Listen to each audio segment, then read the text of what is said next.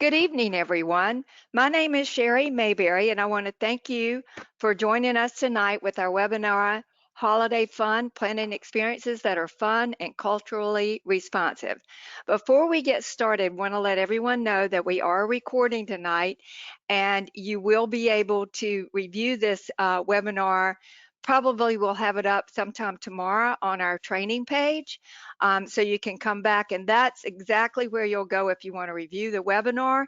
And if you, once you take the post assessment, that you'll have the link for the attendance certificate of attendance. Let me just explain that. When the webinar is over, on our page, on the training page, and Beth will explain this also, right now we have the post assessment, and you must complete that. And once you complete it, you'll get a link to the certificate of attendance. If you want to take it more than once, that's fine. If you miss the link, do it again. Find the link at the end and download the link and get that certificate. We're going to review that again before we go, because that seems to be a #1 question after we finish a webinar, and everybody wants to know where they can get that certificate. On another little bit of note, in the right-hand corner of your screen, where you see the Go to Webinar Control Panel, as we work, there's a little box called Questions. If you have a question, if you type it in the little blue box below that, type your question and send it, I will be able to see it. I can share it with the group or respond to you individually. But also, as we work through the webinar, Beth Smith, who's going to be your trainer, will be asking you to participate, and that's where you'll be typing your response in that blue box. Now, if you have any questions, please raise your hand, ask those questions, or type it in the box. And probably Beth's going to review this again, but just to make sure, because people are coming in slowly. We have quite a few people registered for tonight, and I still see people coming in right now, so that's great. So we'll be reviewing that from time to time, just so how you can respond to the questions. But as we get started, because we're scheduled for about an hour and a half this evening. So let's go ahead and get going, because I know you're all tired and you've had a long day. And I'm going to turn it over to Beth Smith, who's going to be your trainer tonight. Beth? Good evening, everybody. I live in Florida, and I'd like to announce it is 54 degrees, and I do not like this cold weather. So those of you who live up north can take it back. But I will say, I bet you're all glad you don't have to go outside to go to a webinar or to go to a training tonight. Again, as Sherry said, my name is Beth Smith. I'm very happy to be here tonight. This is going to be a very interactive webinar. I want you to share. There are no right or wrong answers to a lot of the questions that I'm going to pose to you, so do not be afraid to share your ideas. There are a lot of people from all over the country on this webinar tonight, so if we don't get to read out your response, it doesn't mean we did not think it was a great response. It just means we have to limit how many we read out so that we have time to get through the whole thing, because this is quite an extensive and very interesting webinar, hopefully for all of you. As Sherry said, the certificate of attendance, once again, will be available after you complete the post assessment, and I will go over that at the end after we've gone through the PowerPoint and work through the webinar at the very end. I'm going to take you to our website, which is simply gwizeducation.com for those of you who may not know, and on that site, I'll show you where to go to click the link to do the post assessment, which will then lead you to the certificate. There's also something I'm going to share with you on that site right now that I think you will find a nice freebie. So with all that said, tonight's webinar, Holiday Fun Planning Experiences that are fun and culturally responsive. Busy time of year for everyone, right? But it's also a time of year to be very cognizant of the fact that not everybody celebrates Christmas and Santa Claus and all of those things. So tonight, what it's really going to be about is touching on the month of December, the holidays that fall during this month, and we're going to mainly focus on the big three of Hanukkah, Christmas, and Kwanzaa. But by all means, that does not mean that they are the only holidays that are celebrated around the world or during this time of year. And so we had to limit it to some degree. Otherwise, again, we would be here all night. So what we're going to talk about tonight can really be applied to any holiday. So as you're moving through your year and you're trying to expose the children to more holidays and bring more culture into your curriculum, into your program, just keep this in the back of your mind that the things we touch on tonight, what I call the three elements, you're going to be able to apply those to many different holidays. So with that said, we are going to get started here. And the first thing we're going to do is I'm going to ask you a question. And this is my way of seeing if y'all know how to use that question box that Sherry talked about. So in that question box, I want you to think about the families in your program right now and the holidays they celebrate during this time of year. Not necessarily the holidays you celebrate, but the holidays the families in your program celebrate. And then will you please type those in the question box? And Sherry's just going to read out a few responses. We're not going to spend a lot of time here, but it'll give me an idea too of the different holidays that your family celebrate.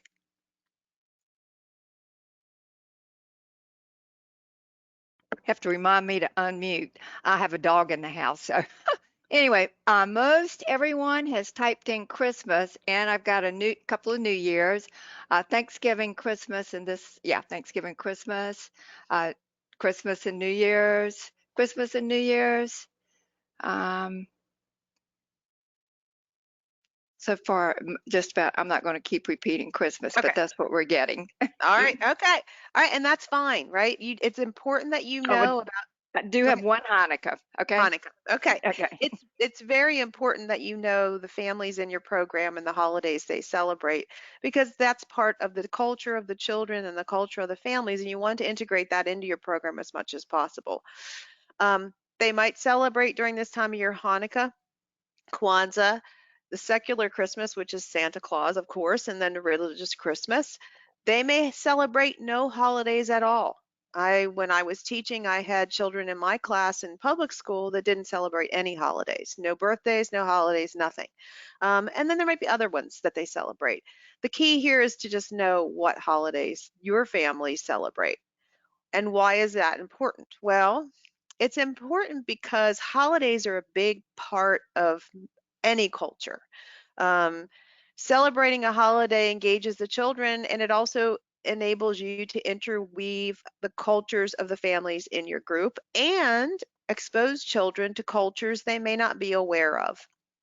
So it's really important that you're aware of the cultures of the families in your group, the holidays they celebrate, and then you interweave that into your program so those children feel that they're part of the group, that their holidays and their celebrations are just as important as others, and it shows respect for the family and their traditions. Diwali was just celebrated not long ago. If you have any children from India, that's a big celebration in India. And it's also one that many other children probably don't know about, and you may not even know about. That is where the internet comes in to be a very helpful source, and we're going to talk about that in just a few minutes. So, I mentioned earlier when we started this, that one of the things that this webinar is going to focus on are what I call the three common elements. If you think about holidays in a different way, there are common elements that fall within all of those, or most of those. Time with family and friends, caring, sharing, and giving gifts, and preparing and enjoying special foods. Those three things happen with most every holiday. And, in some holidays, there may not be giving of gifts, but there may be caring and sharing, or there may be family and friends, or there may be special foods, there may be all three, there may be one, there may be two. But these elements keep coming back and forth, back into play as you look at different holidays. So when you're talking about holidays that you're going to be celebrating with the children throughout the year and not just now, think about these three.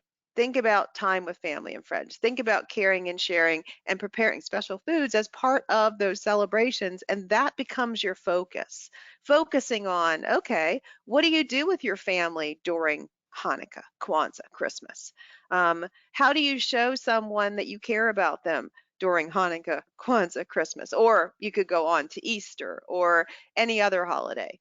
And then special foods. So as we move through this, we're going to focus on each one of these, But I want you to start in your brain just thinking a little bit about, I never really thought about it that way. I never really thought about the bigger picture of a holiday, not just the individual components of that holiday.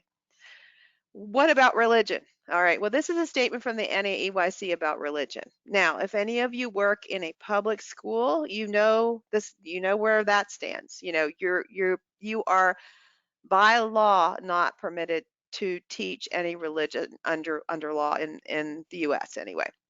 And I don't think we have anybody from another country on right now. That doesn't mean you can't explore it, but it just means you can't teach about it in a way that's uh, I don't know, like you could if you were, let's say, working in a Christian school. Obviously, then you could do the Christian Christmas the entire time. But this is a really important statement. So if you've never read this, it's just I put it here so that you be aware of it. The source is at the bottom. And I just want you to think about that when you're planning your experiences and how religion plays into that. Because in a lot of holidays, there is a religious aspect to it. And in some instances, that's something that you can't really touch on if you're in a situation where you're in a publicly funded program. All right, Hanukkah. Hanukkah is happening on December the 7th, and you may or may not know a lot about Hanukkah. Now, we could have spent the entire webinar or a lot of it learning about these different holidays, but here's my take on that. The internet is a powerful resource. So we're going to post this slide deck when I show you where the certificate is. This slide deck will be posted, so you will be able to download it. You will have access to it. Hence, you will have access to these links. There's great information out there. You have to filter through it to make sure you're getting accurate information. Looking for those .orgs, .edus. Obviously, National Geographic is a reputable source. So I just picked 3. All right, so 3 different sources that you can use to learn more about Hanukkah if you're not familiar with this holiday and what it really means. And I'll explain more about how we can help with that at GWiz when we get to the end of this. But here are just 3 links. And I would also encourage you, if you have a family, obviously, that celebrates Hanukkah, they are a great resource. They are probably the best resource to talk about how they celebrate the holiday in their family. Kwanzaa, same thing. Here are some resources from about Kwanzaa. I'll be honest, until probably maybe 15 years ago, I didn't know anything about Kwanzaa. And it's actually a very interesting holiday. So there's some very, very important aspects of that holiday that are things that all children should know about in terms of just character education, I'll call it. So explore that and see how you can interweave that into the Kwanzaa, which will be starts on December the 26th and runs for a week after that. And then, of course, Christmas. We all know a lot about Christmas. So I put some links here about Christmas around the world. Let's say you want to explore more about how they celebrate Christmas in, say, Italy or Switzerland or Germany or Norway or even, I don't know, maybe Liechtenstein, which is one of my favorite countries just to say the name of, Australia. So there's some links here for just some interesting facts about Christmas you may or may not know. All right, and don't forget, all families are not the same. This is really important this time of year, especially for families that may have gone through divorce, separation. You could even have a parent who's imprisoned. You could have part of a family who's distanced from the family. And so these holidays can be very challenging because that, as we saw, one of the elements is spending time with family. And so being aware of those situations so that you can be cognizant of them and be thoughtful when you're planning experiences is very, very important. Obviously, you do want to be nosy, but you do need to know if there's conflict or if there are issues that you need to be aware of. That's really, really important.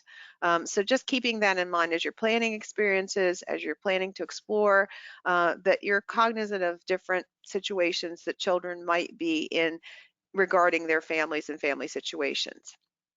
All right, so let's talk about family. So family is a big part, as I just said, of any holiday. Like for most of us, That's one of the things we look forward to the most is spending time with family during the holidays, whatever holiday that is. It could be something as simple as the 4th of July and having a picnic.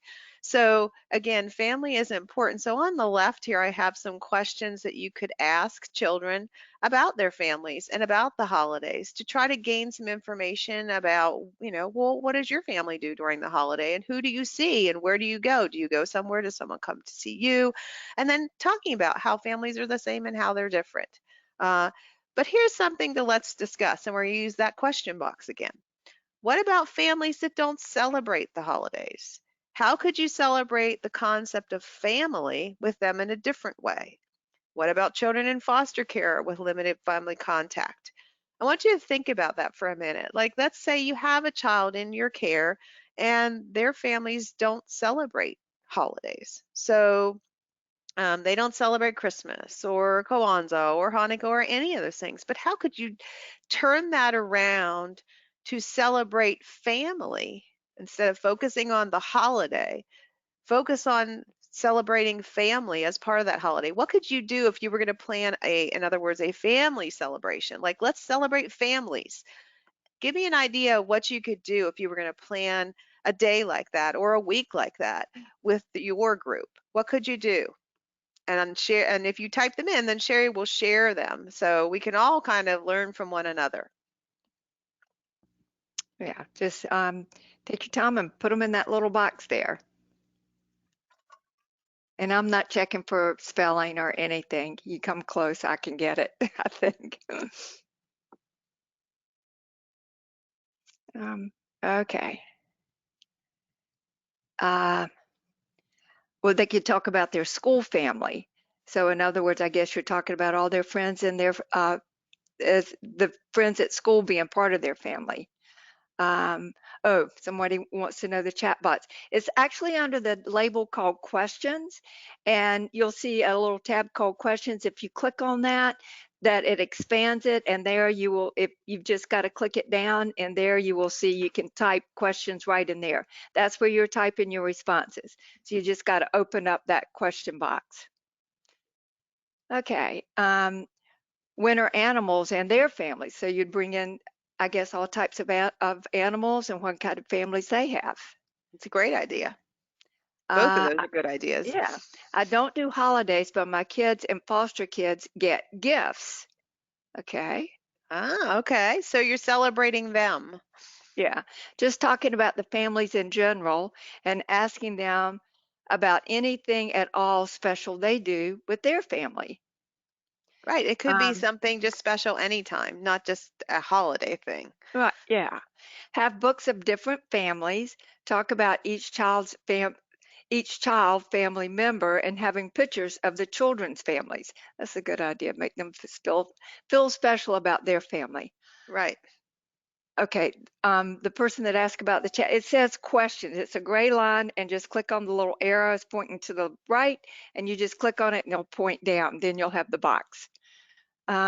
We use family collages and talk about them throughout the year. Talk about the family throughout the Perfect. year. Yeah, Perfect. Because families change too. yeah. Okay, that's all we got so far. I think you're on the right Oh, track. Go ahead. what if the person that's asking about that, if where you're typing is where you want to put in your responses. So if you're typing there, you've got it. Okay. Okay, talk about traditions our family has and what other families do. Because different families have different traditions, even though they might not celebrate the holidays, they'll have certain traditions. That's very true. Okay. That's very true. And I think that the point here is just to be very cognizant of the fact that um, families are very different, right? And you have to be aware of the different situations in order to make everyone feel important and included. And family situations change. Again, so you just have to be on top of that as part of your planning when you're, especially this time of year. It can be very challenging for some children in some situations, and just be aware of that. So great. Thanks for sharing. I appreciate it.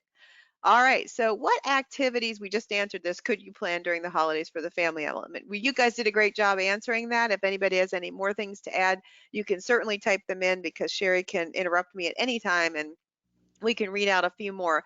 But the key fact, Beth, I do have one that's kind of different. It says we have lots of kids that parents are split up. So we talk about the different celebrations and how the two different households celebrate because they may not celebrate the same way. That's a really good suggestion. I hadn't thought about that with a divorced family. All right. that's a great idea and a very important one. And then that way the child doesn't feel like there's something wrong with the way their families celebrate. That's just unique, right? I mean, that's the beauty about families and about children and about all of us. We're all very unique, and the way we celebrate and the way we do things is very different. So I'll tell you a funny story. Speaking of that, when we talk about family element, this is actually tied to Christmas. When I my husband and I got married, his family always did a feast on the Christmas Eve, and it was like the Feast of the Seven Fishes because it was all seafood and things that were not meat. But the funny part of it all was that his mother's side of the family came from Poland. And I don't know how this started, and he doesn't know how this started.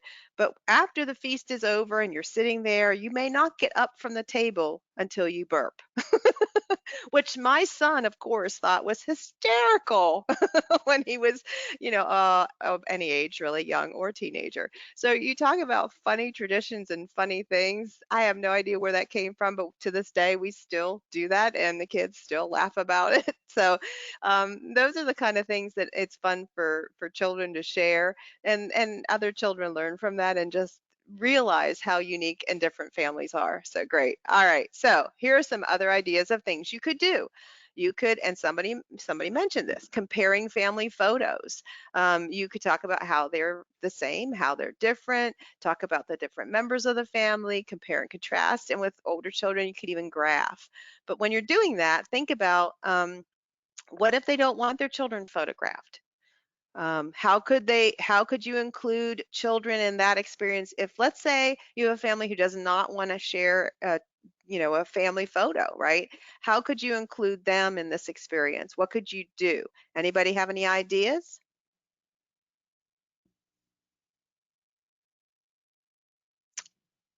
One, I know earlier someone said something about a collage.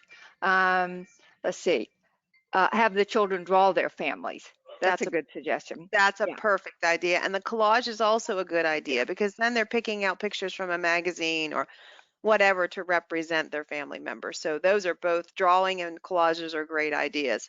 All right, perfect. You could also talk about family holiday traditions. Do they cook special foods? Do they go on any trips? Do they put up special decorations? Again, you could use that as a writing, like you're writing and the children are dictating, which helps them learn more about how speech can be written down. You could create charts, like you could create a chart about special foods and everybody could dictate, um, Jose said, my family cooks chili on Christmas Eve or whatever, and they could each contribute to that, and then you could post them. They could role play with props. You could gather all kinds of props representative of the different cultures of the children in your group, and things that they may wear or props they may use when they're cooking things or giving gifts or whatever, and then have them set up. You could play a group game called Pass the Picture. Again, you could use those family photos or the drawing. And then you can have a celebration where you just celebrate families and everybody comes in, and it's not a Christmas party, it's a family celebration. So it doesn't have to be necessarily, if you have families in your group that don't celebrate the holidays or celebrate many different holidays, instead of having a holiday party, just have a family celebration party. The point of the holiday is really celebrating family anyway and getting together. So that makes that the focus instead of whatever the name of the holiday is. All right. Now we're going to move on to the next one, the next element, which is caring, sharing, and giving gifts. What activities could you plan during the holiday time frame that focus on caring, sharing, and giving gifts? And you can type your ideas in the chat box, and Sherry will read some of them out and we'll talk about them.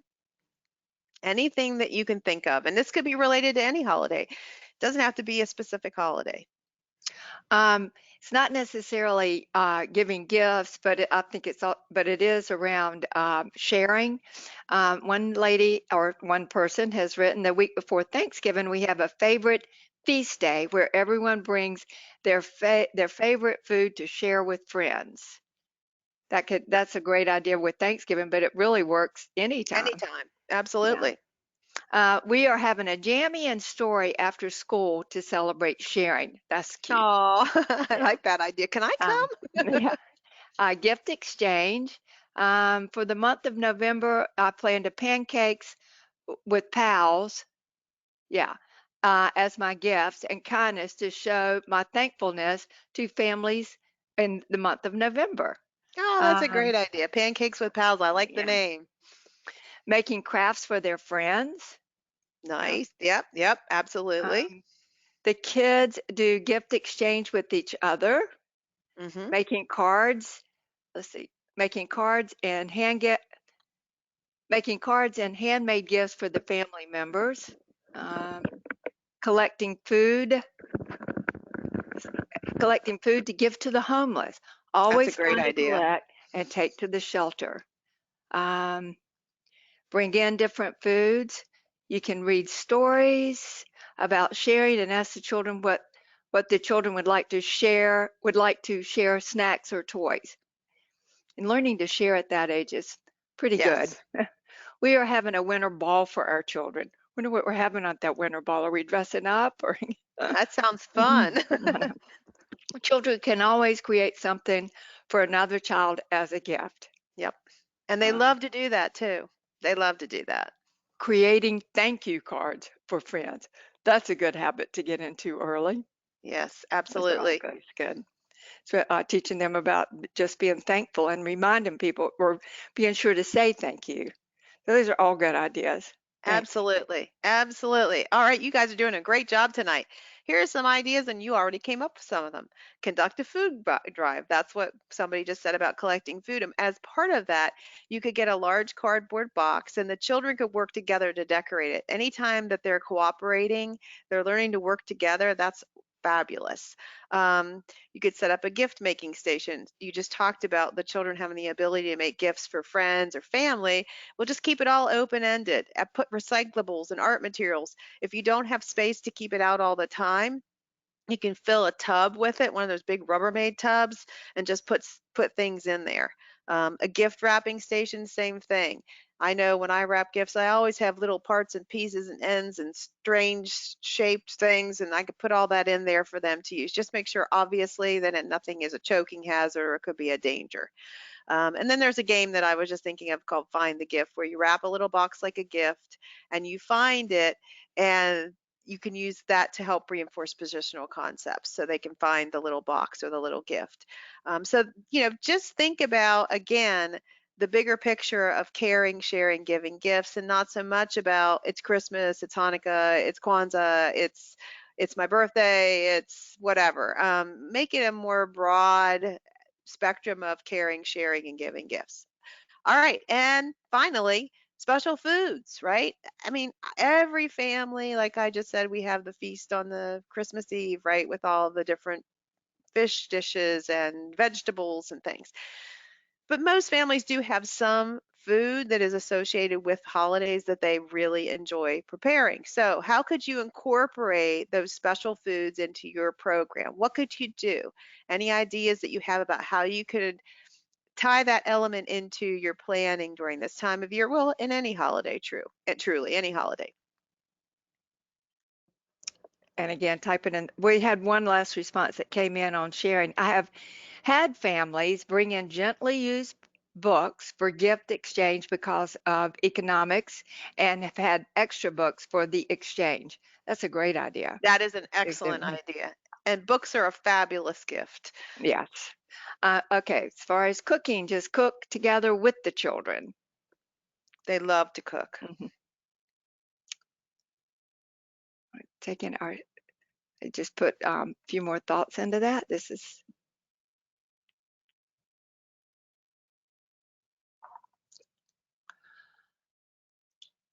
cooking together. That's another.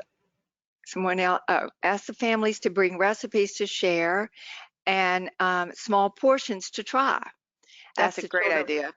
yeah, ask the children what type of foods do they always want to cook. Okay. Having families videotape themselves making the kids' favorite foods at home, Oh, that's a great idea. and maybe having the family share some of those foods.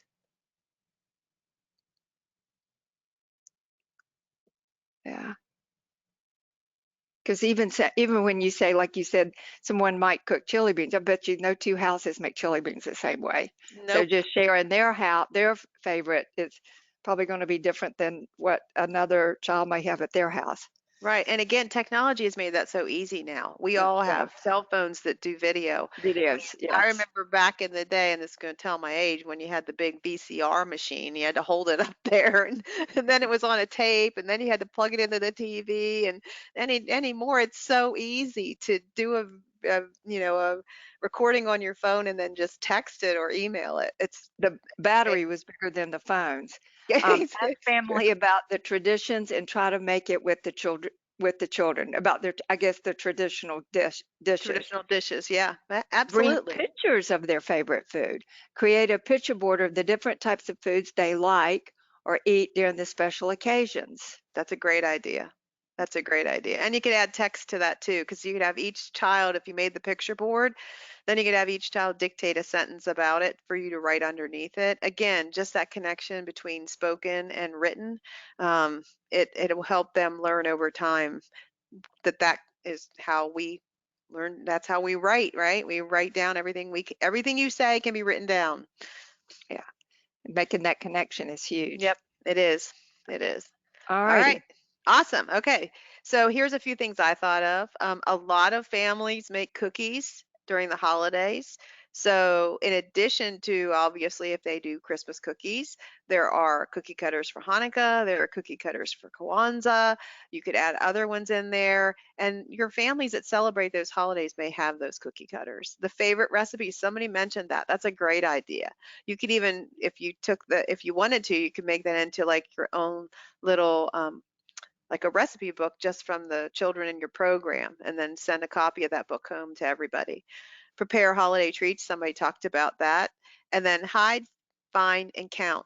So you could hide items related to the holiday, like the cookie cutters, candles, mats, things like that that are related to when you're eating foods, and then they could find them and they could count them. You guys are doing a fabulous job.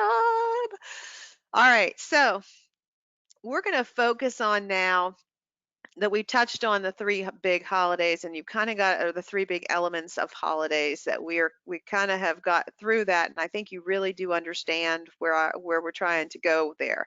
So now we're going to think about, okay, holiday materials, right? There are things that we associate with the holidays, and for this section I did focus on Christmas because when I looked over the registration report, the majority of you celebrate this holiday, so we're going to focus on a lot of materials that those that celebrate Christmas have, but that doesn't mean that you're not going to have these things for other holidays. For instance, wrapping paper. There is Hanukkah wrapping paper, there is Kwanzaa wrapping paper.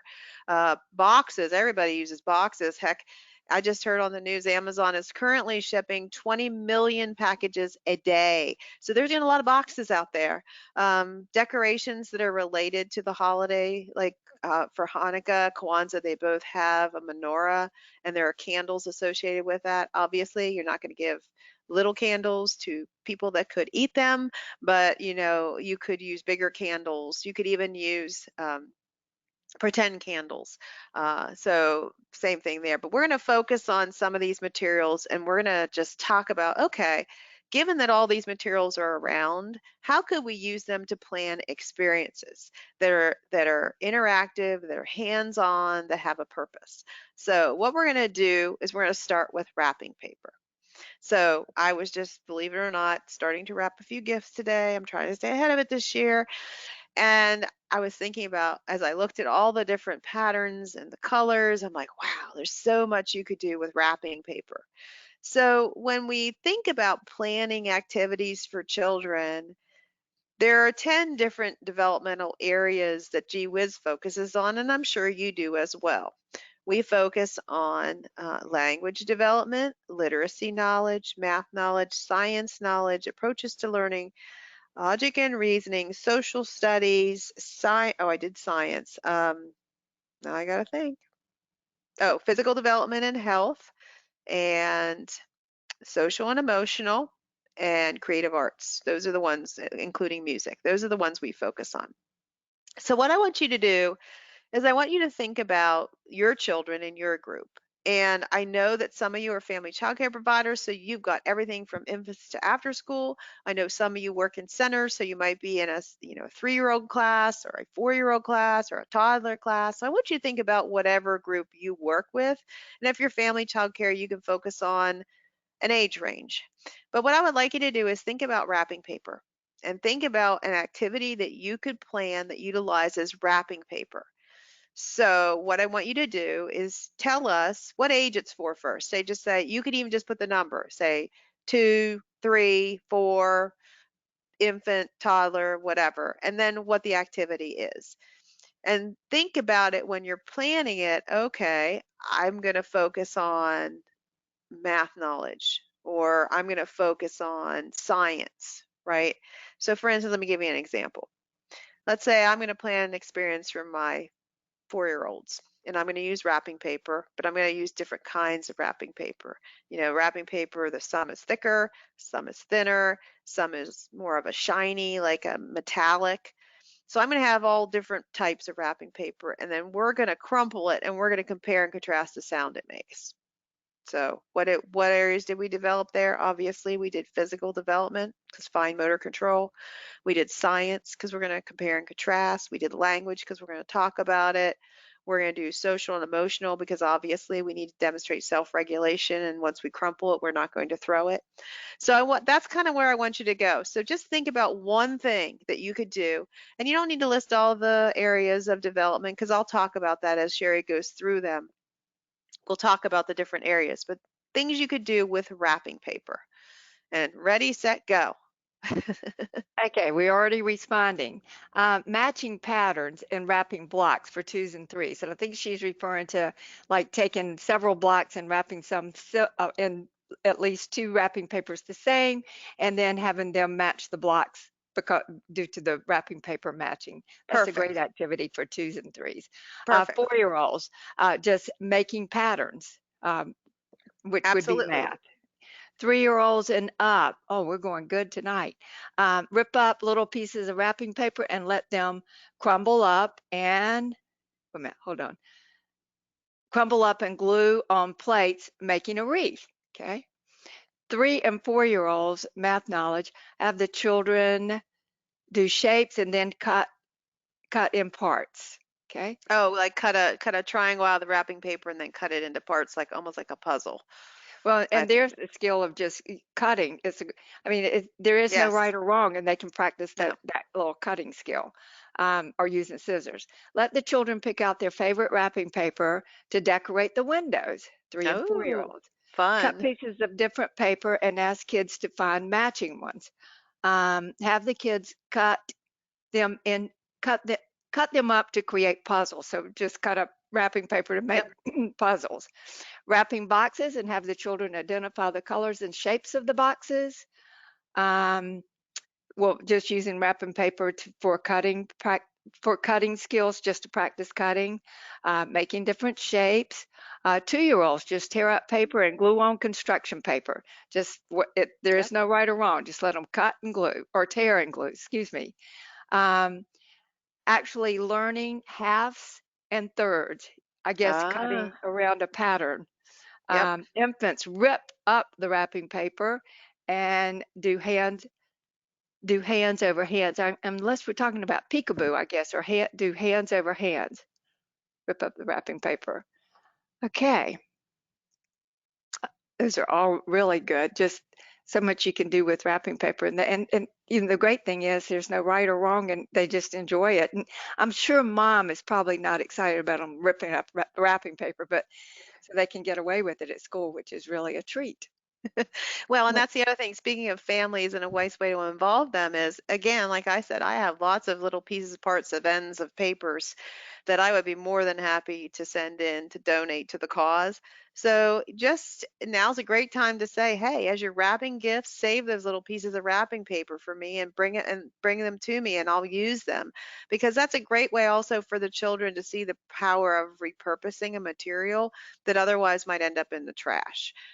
So even if it's just a little piece, like the children could use it for a collage, or you came up with so many other ideas of ways you could use the wrapping paper.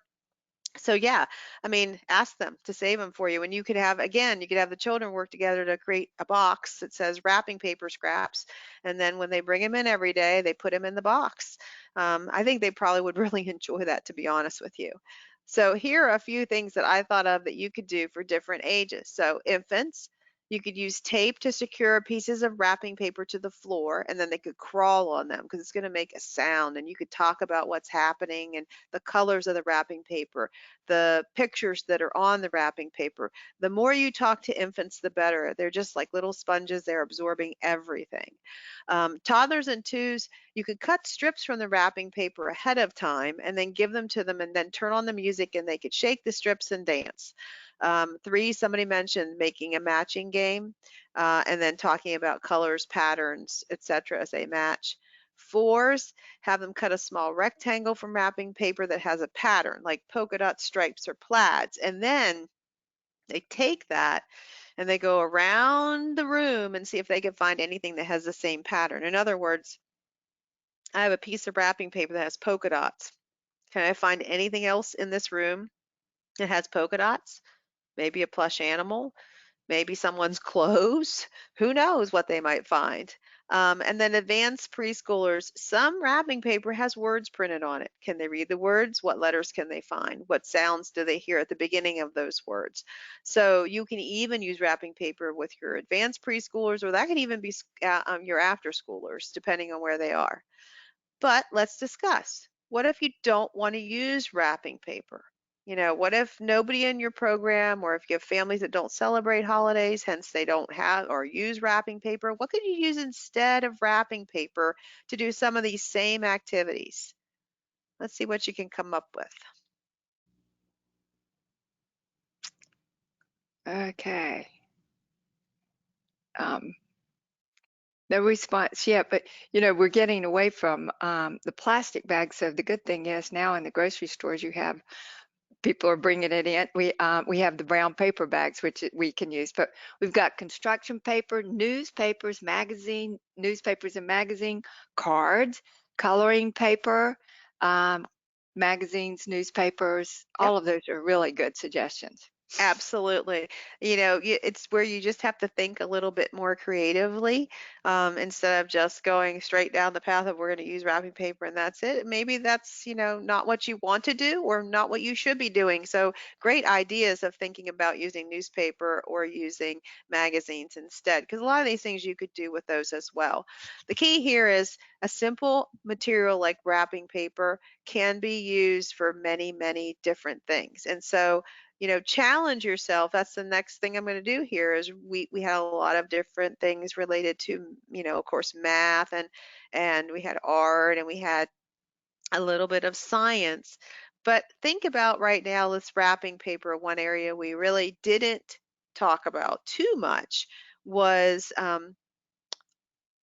let's just use, well, actually, let's use science, right? We did a little bit, but what kind of activities could you plan using wrapping paper that relate to science? And remember, science encompasses things like predicting, making predictions, making and testing predictions, learning about the natural world, things like cause and effect, and a simple experimentation is all part of science. And using the senses, that's actually part of science as well. So what kind of activities could you plan? Let's focus on just science right now that relate to wrapping paper, that you would use wrapping paper for to really reinforce science concepts like the ones I just listed. Okay, someone mentioned sink and float, but I'm gonna guess we're talking about if you lay it flat in water or if you crumble it up, which one, and eventually when it gets waterlogged, they'll both sink. But in the beginning, they're probably the flat one's going to, let them predict what's going to stay up the longest. Yep. Yep, that's a great idea, sink and float, and different types of paper, right? Remember, some of the paper, some of it's very thin, some of it's thicker, some of it's coated, some of it's got like a shiny, almost metallic. So it would be very interesting to see what would happen. That's a great activity. I would love to see the kids Yeah. do that and see what they predict and then what happens. Yeah, just putting it on water and seeing what happens. Strength Exactly. test, which is the strongest with wrapping paper. That's a Ah, really good science test that's because an excellent science activity. um, what is can hold end to end. Um, I guess we're talking about holding the paper and pulling it, hold end to end. Oh, maybe hold end in and put things on it and see Oh, what it can okay. hold before it Yeah, breaks. to see how strong it is. That makes Yeah. sense. Yes, she just said yes. Good. um, That's a great idea. yeah, way back in the day when more people got newspaper and not online, there was always the what they call it, the comic Yes. section that was in color. I don't think they do that anymore. So sad. That was my favorite thing. Oh, I do have Sunday Mhm. comics. Yep, for Yeah. sure. Okay. Those were some great science Yeah. activities. Very good. Very good. All right. Well, that's awesome. All right. Let's move on to another activity. I mean, another material, bows, right? Now, bows are part of Christmas, obviously, but you can find bows related to Hanukkah. You probably can find bows related to Kwanzaa. But let's just talk about bows. Now, one of the things you have to remember with bows is that on the back they have a staple, which can be jaggy, and I have been known to jag my finger with them. So I would highly encourage you, if you're going to be using bows with the children, to take some masking tape and just put some masking tape on the back of those staples so that nobody gets hurt. That would just be a suggestion I would have. But what could you do with bows? Again, let's go back to what we did the first time, where we talk about specific age and then an activity, and we'll talk then about what areas they're developing as they do the activity. So any age group you want, but I would encourage you, choose an age group that you maybe don't work with right now, or if you're a family child care provider and you chose to do something for threes the last time, they'll maybe do toddlers or do infants or do school age. Okay, we've got count and sort and making patterns, so like sequencing patterns based on the colors of the bows. Um, use a pipe cleaner to make a flower for the 3-year-olds. Just wanting Ah, them to, yeah. Have the children separate the different colors. Yep, matching colors. Preschoolers can use the bows to help the children to tie their shoes. That's a good one. Yes. I thought all they sold was Velcro anymore. I'm just kidding.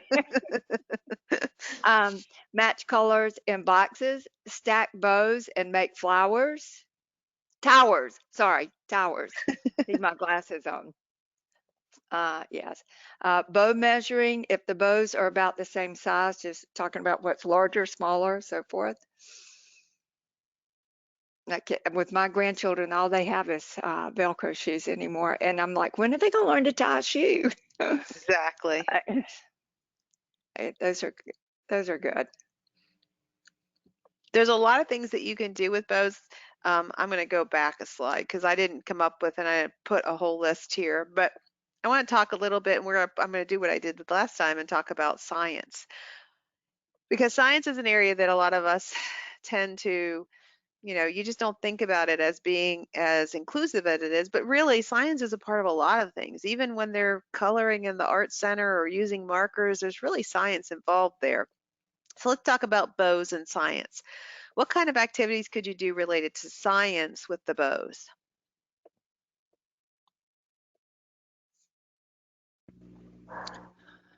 Um, I think bow measuring if the bows are about the same size. We had that last time. Yeah, pull apart the different bows and measure how long the ribbons are once they've been That's pulled a apart. that is a Yeah. great idea, and that combines math as well, and they can make predictions about how long they think they are before they measure them. That's a great idea. Okay. They'll probably just be completely fascinated about the fact that they come apart. Unless you've Yeah. ever pulled it apart, you're not going to realize that, wow.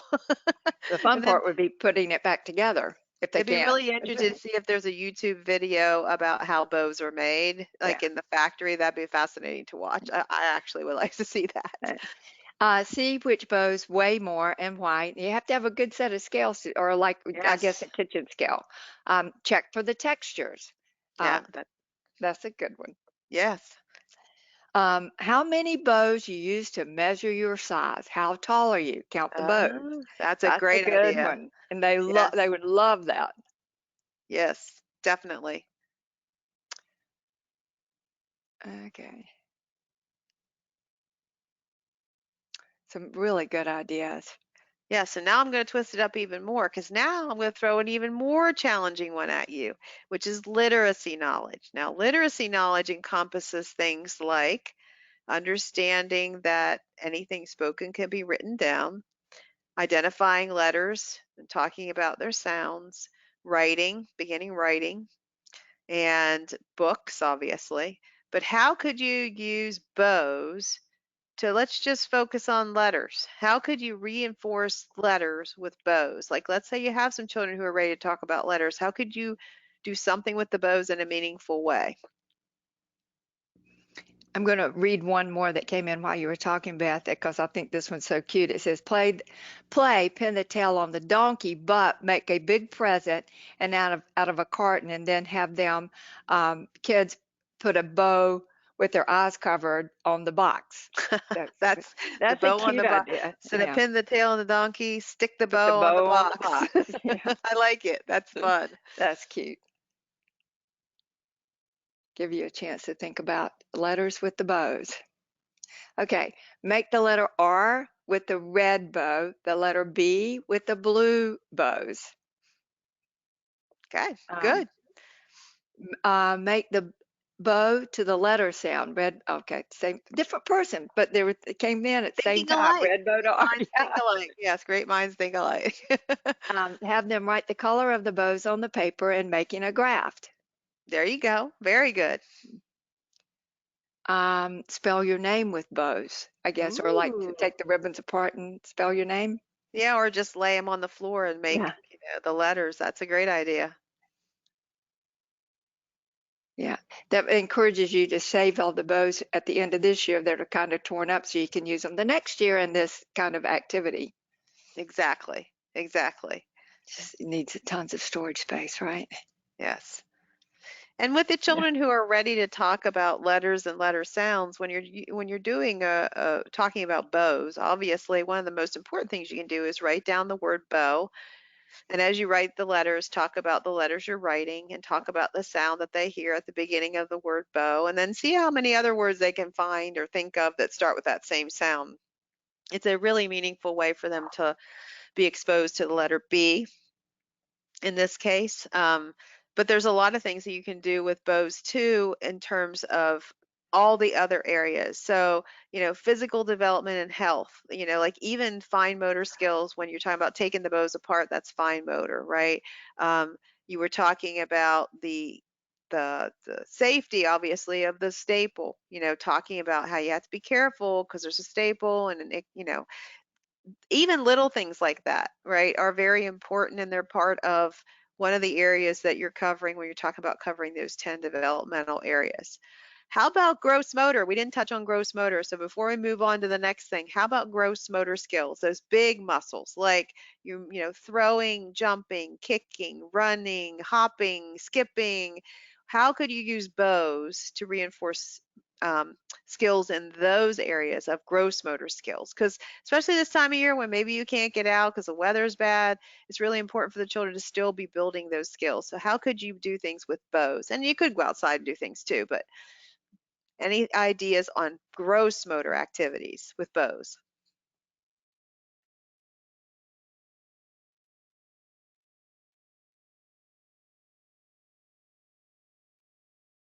Sherry, are you unmuted? Nope, sorry. And I read several good things. Let's start again. Thank you, Beth. You're welcome. I try to keep myself muted just in case my dog goes crazy. All right, set up an obstacle course. Oh, Have fun. have a snowball fight with bows at close contact. I love that because they can't get hurt with a bow, or at least Mm, you wouldn't think. no. Snowball fight with bows, but I got 2 or 3 of those. Toss bows in a basket, jumping over the bows, kind of like with your Yep. obstacle course. Yep. Uh, write the color of the bow or the initial letter of the color and put, wait a minute, hold on, put the box, put the bows in a box and have them run to that particular color and bring it back. Ah, good. Yeah. Make lines of bows and have them hop over them as they pretend they are snowballs Oh, and cute. have a snowball fight. Play run, stick the bow to the present, run back, and you take your turn. That's a Ah, good practice. that is a Uh, good one. Create a bow line and a row to jump over. So they got to, and 2 and 3-year-olds would love that. Run Oh to my the color gosh. bow, to the color circle or bucket and match the bows. Ah, Uh, good. Put the bows on a play mat that are the same color as the bow, having them hop to certain play mats. Ah, Have the okay. So yeah, hop as they take the bow. Got it. yeah, have the kids each create their own hopscotch with bows. Fun. Fun. Jumping at the wall to see who can stick a bow the highest. I That would like be this. fun. Yeah. I'd like to Place, see that one. yeah. Place the bows on the floor for the infants to see how fast they can crawl to it. Um, Oh, Put the bow on the floor and ask the students to jump over. How far can you jump? Yeah, all those are good. excellent. They, Excellent. Excellent. Excellent. You guys definitely have your thinking caps on today. Perfect. All right. Now we're going to move on to boxes. Like I said, 20 million packages from Amazon every day. That's a lot of boxes. And there's different kinds of boxes, right? Let's think about this. There are boxes that shipments come in, right? There are boxes that you put gifts in before you wrap them. There are food boxes. You could even use those. So, what activities could you plan with the so many boxes that seem to be around during any holiday, especially these holidays? yeah, boxes are pretty, like right now with Amazon, they're everywhere on people's front porches. All right, build doll houses. Um, Use big boxes to be cars. Make a house or ship out of the boxes. All of that's very creative. Building doll houses and let the kids color on the boxes.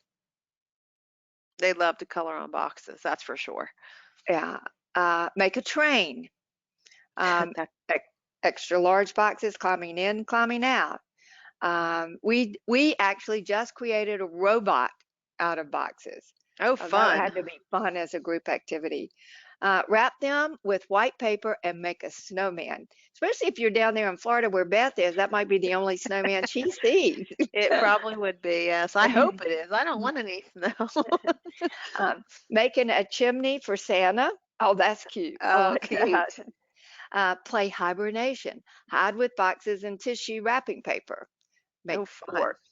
They love, love, love forts. Yes, that is true. Uh, we make a refrigerator out of boxes for the letter R. Put them in an area and let them lead the activity. Just let them do what they want to with the boxes. Put them in, put them, yeah, Yep, stacking. yep. All those are good. Let's see. Um, Create a small community, houses, school, hospitals, vets, etc., using different size boxes. Oh, fun. And they could do that like to make up their own town, or they could make a replica of a town they know. I mean, there's so much they could do there. And then they could add, you could add literacy because they dictate stories about what happens in their town. You could take that on so many different levels. Excellent. Yeah, all those are really good. All right, well, let's think outside the box. That was funny. Let's think outside the box a little bit into an area that maybe you haven't thought about for boxes. Um, we did literacy, and we did science. So what about social studies? Now, social studies encompasses the concepts that families are all unique and different, talks about my community, talks about the importance of working to save the environment, and history about our past. How could you use boxes to reinforce that area of social studies knowledge? Give you a chance while you're thinking about that. A couple more that came in is making a reading station out of your boxes. Oh, Another fun. one, yeah, Jack in the Box, close the lid over the child and let them pop out, and they absolutely love that. Oh, this is good. Create an airplane and travel to another country. Would Ah, be good very for nice. social studies. Yeah. Yep. Okay. Give you a chance to get your thoughts together. It's a little more challenging, but think you can do it. I know you can. Yeah. But that the airplane and travel to a different country, that's a great idea. Give you a hint.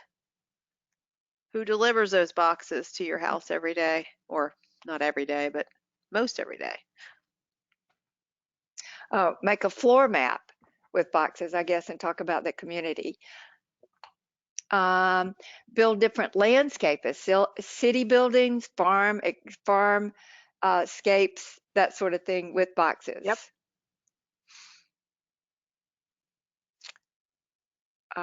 Small communities, schools, hospital, etc. Um, those are all good.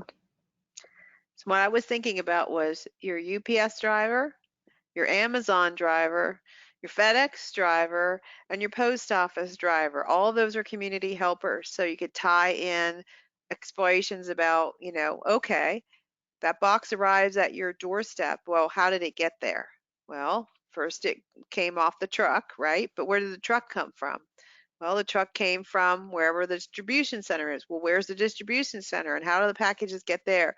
So exploring how that package got to your house is quite a um, it could be a whole unit literally about deliveries and people that deliver boxes of things to your house. You could explore the post office, the UPS, FedEx, Amazon, anybody that's delivering things to your house. The other thing you could do too is talk about addresses, right? Because in order for a box to be delivered to your house, it has to have your address on it. So that's a perfect time to talk about addresses and how those packages, why they need to have an accurate address and what would happen if it didn't. So those are ways you can incorporate different aspects of the community and community helpers. And then the environment, right? You don't think about this, but repurposing those boxes. Everything that you said that you were going to do with these boxes is actually repurposing them so they don't end up in the landfill.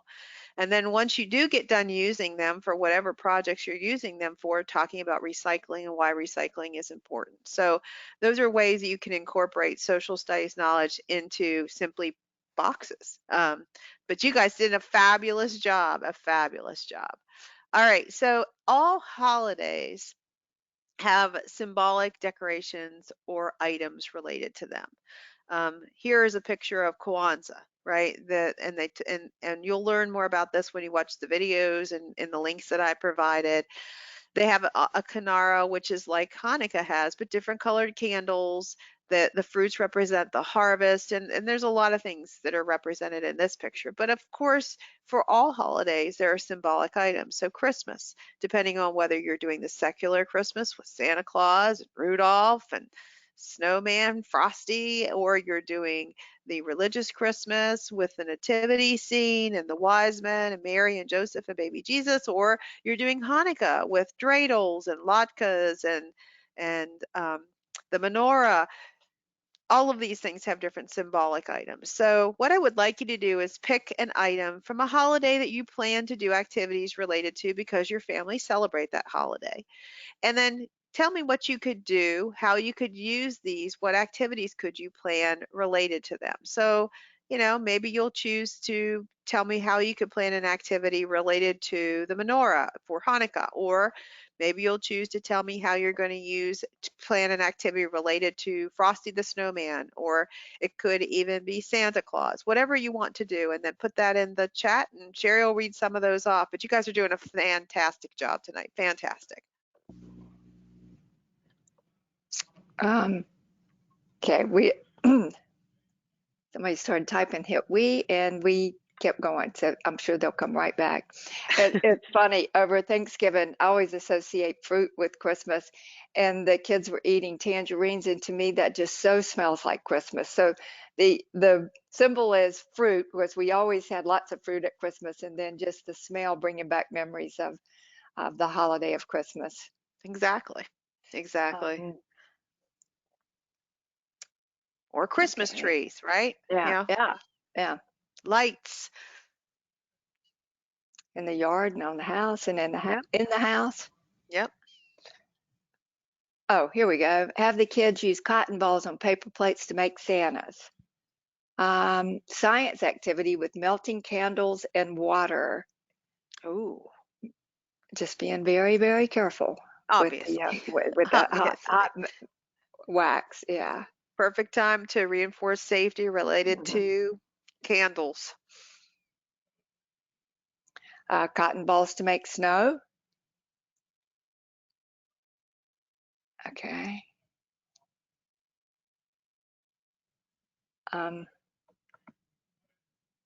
so we've got cotton balls and we've got melting candles and water, or candles, which we have a lot of around this time of year, and the cotton balls. Let's see.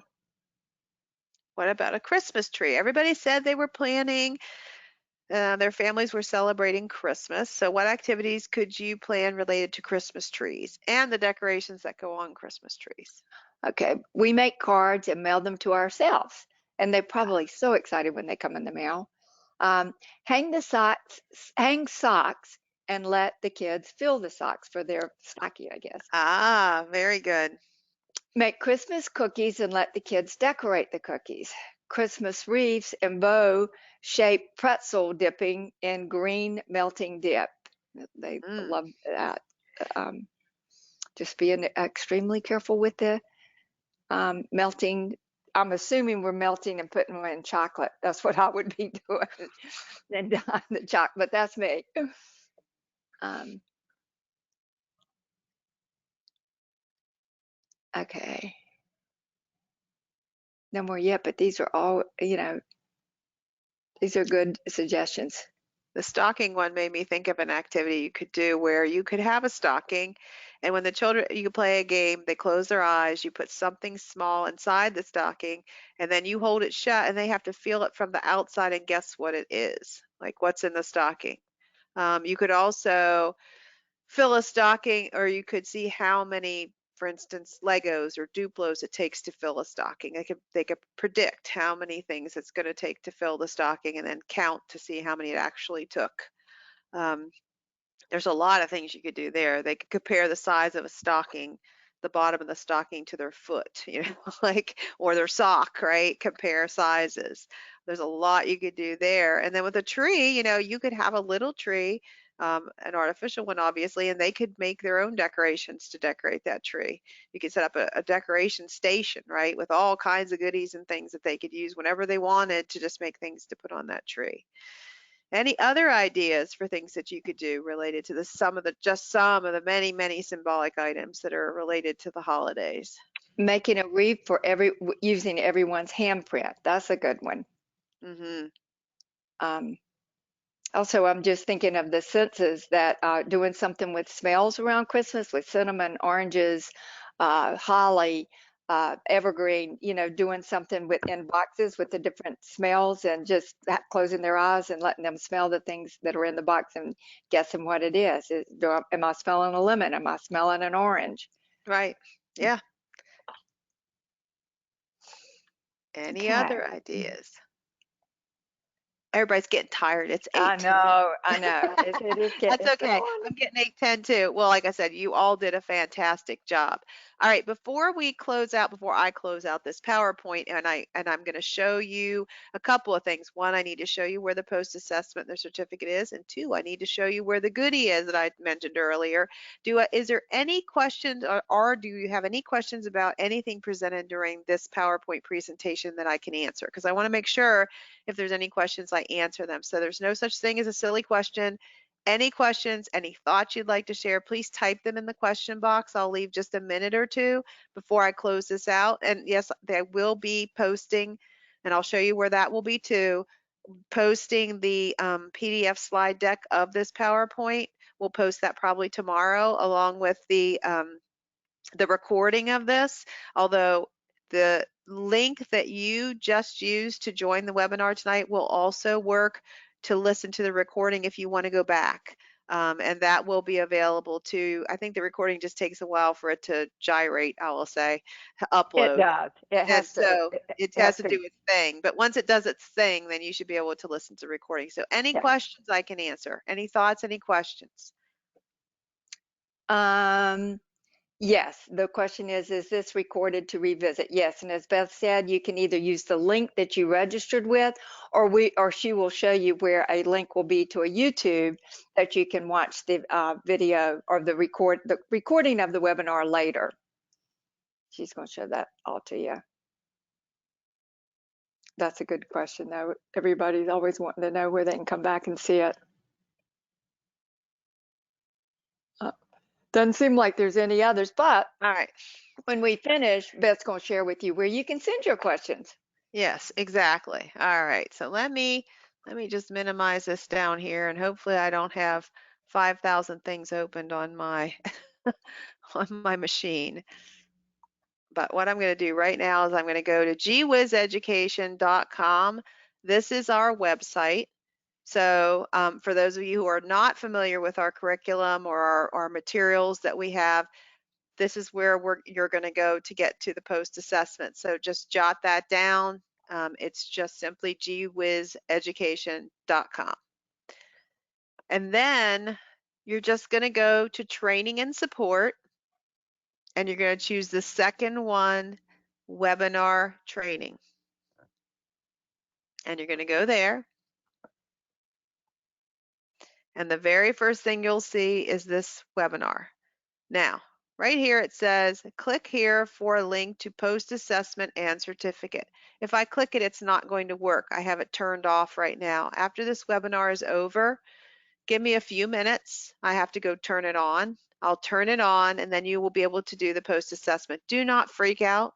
It is like 10 questions, most of which are true and false and multiple choice. It is not that hard.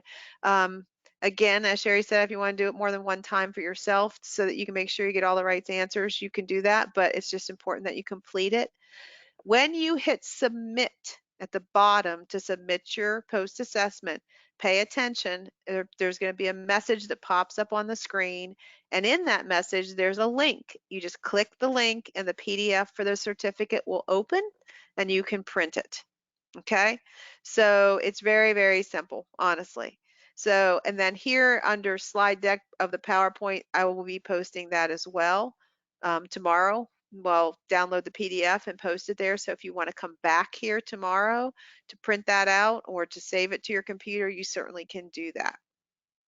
All right, and then this button here that says register now will eventually change to watch once we upload the webinar to our page. So you can always come back here and watch it as well.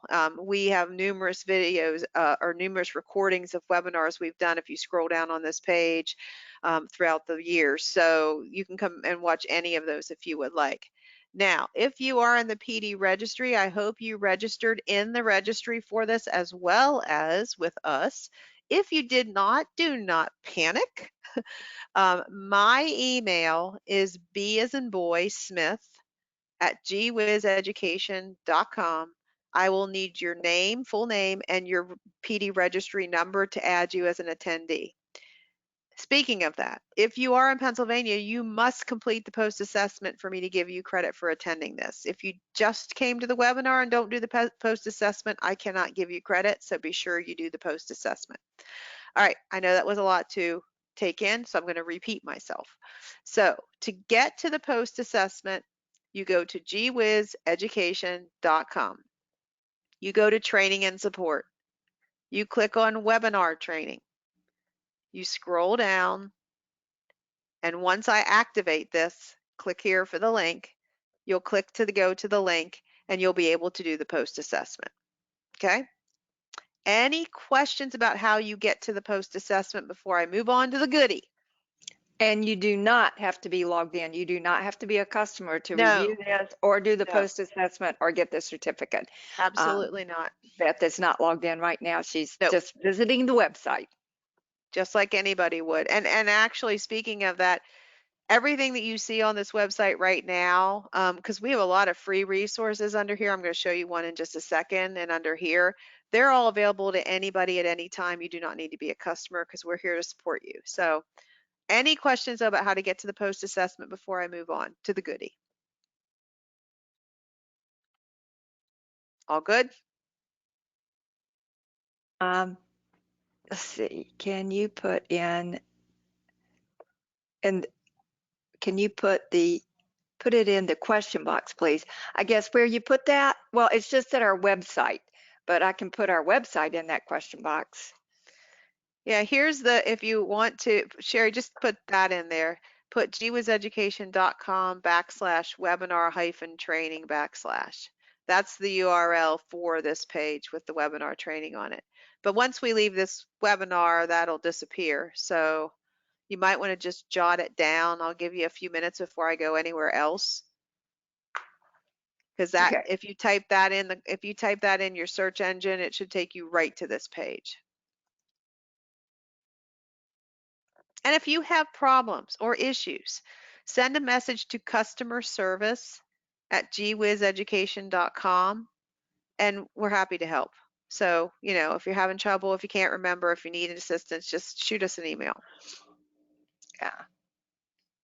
All right, so, okay, I'm going to show you where the goodies are. So under educational resources, if you go to resources for providers, again, all of these things, I'm not going to go to all of these things, but all the things you're seeing popping up on the right-hand side are free and available for you to download and use as you wish. But if you go to the last one, seasonal and holiday, we have a Hanukkah booklet. And it has all kinds of information about Hanukkah and activities to do with the children, and there's a printable in there. So to get to that Hanukkah booklet, you again go under educational resources, resources for providers, and then seasonal and holidays. Or if you want to make it really easy on yourself, just jot down this URL, gwizeducation /seasonal-holiday-activities/. And again, I'll leave that up there for just a second if you're trying to write that down.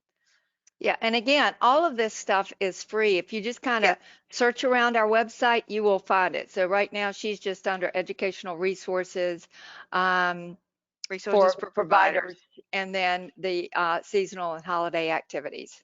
Yep. And we'll be posting a Christmas booklet, and then we will be posting a Kwanzaa booklet. So I would probably look for the Christmas booklet to be posted next week. And then, of course, the Kwanzaa will be closer to Kwanzaa. But we do free things all the time. Two questions is, how soon do I need to do the post assessment? You can do it tonight, or you can Anytime. do it tomorrow. And Yes. then one person wants to know if they can get to the certificate tonight. Once Beth turns it Yes. on, you can Yes. do the post assessment and get there. It'll just take her a few minutes Yep. after we close out to turn it on. Yep. Literally give me Yep. like 2 to 3 minutes to log in there and activate it. And once it's activated, you can go ahead and do it. And like I said, once you hit submit, just pay attention. You'll see a URL pop up for the certificate. You just click on that and the certificate will open and you can print it out. It'll just take a little bit longer to get the recording because it has to reformat and go Yep. to an MP4 and all that good stuff. So Yep. that will probably be tomorrow. Right.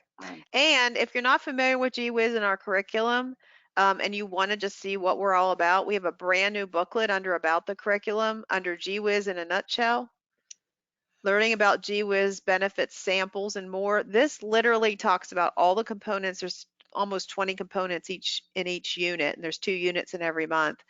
But it has sample lesson plans, it has samples of all those components, it has all kinds of information. And if you don't know who we are or what we do, it's a great place to start. All right, any question? And that again was under about the curriculum, Gee Whiz in a nutshell. Any questions I can answer about what we talked about tonight, about where to find the post-assessment to do, again, under training and support, webinar training, and I'm just going to scroll down. It's going to be right there. And I think I'm going to reiterate one more time. Once you complete the post-assessment, you will see that link for the certificate.